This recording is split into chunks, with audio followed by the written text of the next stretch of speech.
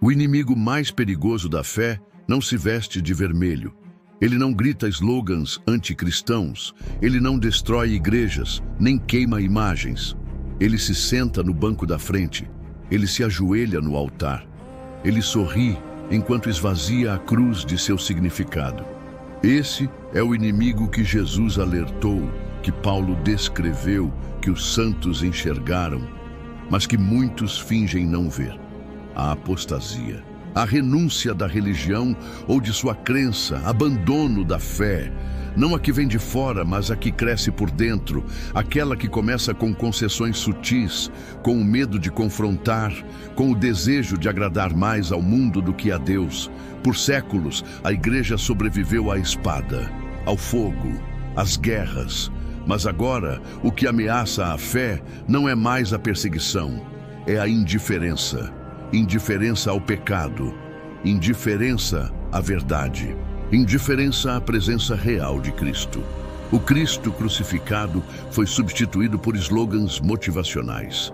A penitência por autoajuda, a Eucaristia por experiências emocionais, a confissão por conselhos psicológicos, a doutrina por opiniões pessoais.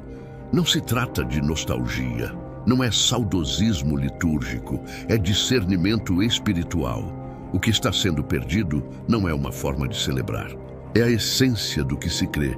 Apostasia não é apenas negar a fé com palavras, é continuar usando a linguagem da fé, mas esvaziando cada palavra até que não signifique mais nada. É manter a aparência de piedade, mas negar a sua eficácia. Esse é o tempo. O tempo em que a fé já não é combatida com armas, mas dissolvida com silêncio, com tolerância disfarçada de misericórdia, com diplomacia travestida de evangelização. E muitos não percebem, porque a apostasia não grita. Ela sussurra, ela caminha ao lado, concorda com tudo.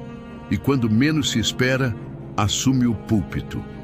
A igreja nunca esteve isenta de traições, mas agora a traição é institucional. Ela vem vestida de caridade, ela cita versículos, ela fala em nome do amor, mas esquece a verdade. E enquanto os verdadeiros sentinelas são calados, os que relativizam tudo são promovidos.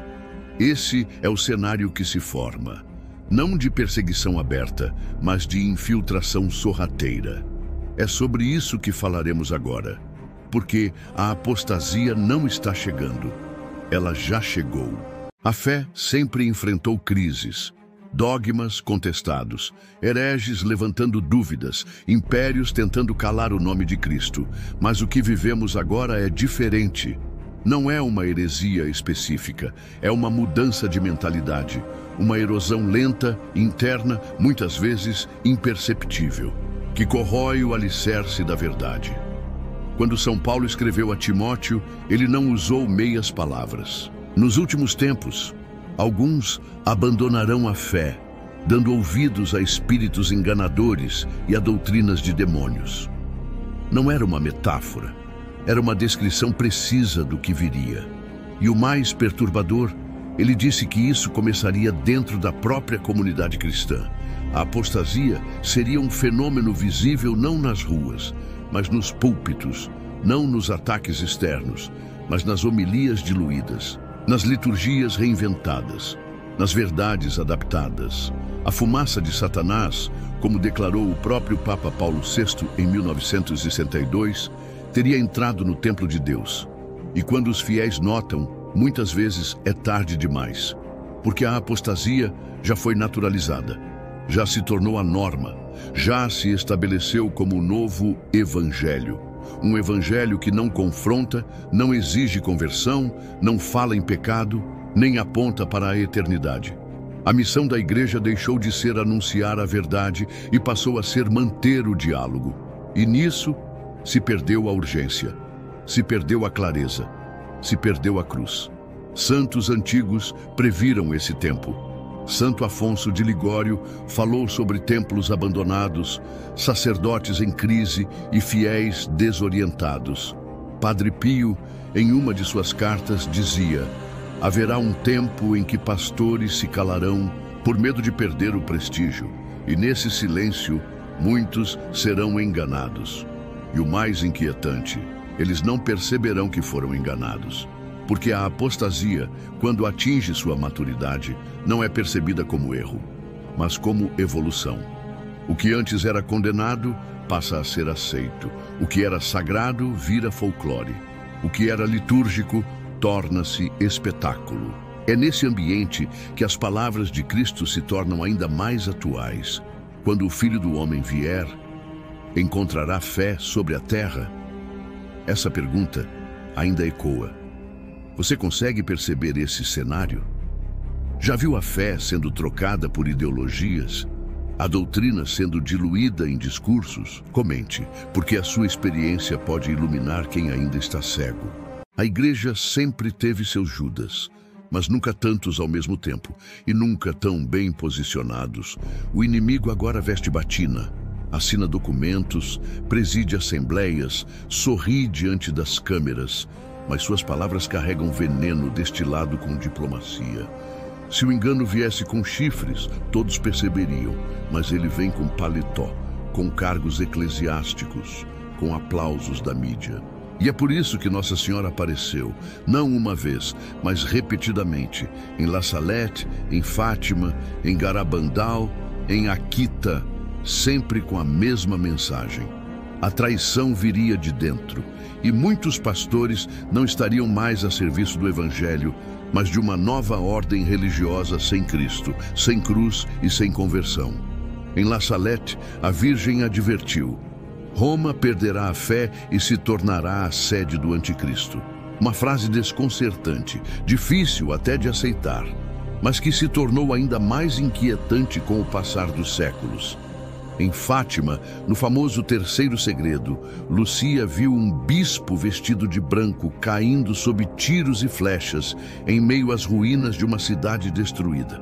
Mas o que muitos não sabem é que o conteúdo original daquela visão também incluía um alerta explícito sobre uma grande apostasia na igreja. O cardeal Schiappi, teólogo do Papa João Paulo II, teve acesso ao segredo e revelou: o terceiro segredo fala de uma grande apostasia que começará no alto da igreja. E em Akita, Japão, a mensagem foi ainda mais direta. O trabalho do demônio se infiltrará até mesmo na igreja, de tal forma que se verá bispos contra bispos, cardeais contra cardeais e altares sendo saqueados.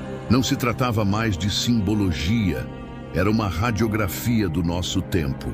A igreja de hoje já não está apenas cercada por inimigos, ela está tomada por infiltrados. E essa infiltração não é apenas uma crise de governo, é o cumprimento de uma condição necessária.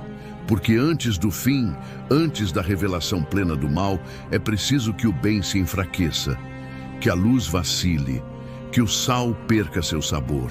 Só assim o anticristo terá espaço, porque ele não virá enquanto a fé estiver firme. Ele surgirá quando a confusão estiver madura, quando a verdade tiver sido relativizada, quando a igreja parecer apenas mais uma ONG. E então o engano será perfeito. Ele não se apresentará como inimigo da religião, mas como seu salvador. Trará paz, união, tolerância, mas exigirá que se abdique da verdade. É neste ponto da história que estamos. E a apostasia não é mais uma previsão, é uma realidade documentada, profetizada e silenciosamente aceita. A apostasia chegou. Ela não é mais um alerta distante.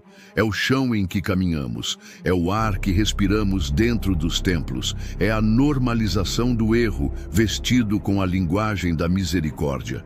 Ela se espalha como um vírus, silenciosa, mas devastadora. Contamina seminários, paróquias, escolas católicas, conselhos pastorais, até os corações mais distraídos. Mas mesmo agora, em meio a esse caos teológico e espiritual, a voz de Cristo ainda ecoa. A mesma voz que disse a Pedro: Tu és pedra, e sobre esta pedra edificarei a minha igreja. Essa igreja, traída, desfigurada, silenciada, ainda é dele. e os portões do inferno não prevalecerão. A grande apostasia não marca o fim da igreja, mas a depuração, a prova, a separação entre os mornos e os fiéis, entre os que seguem a verdade e os que seguem o mundo. É agora que surgem os verdadeiros sentinelas, homens e mulheres silenciosos que se recusam a negociar a fé, que ainda ajoelham, que ainda se confessam, que ainda creem que a cruz não é um enfeite, é o centro.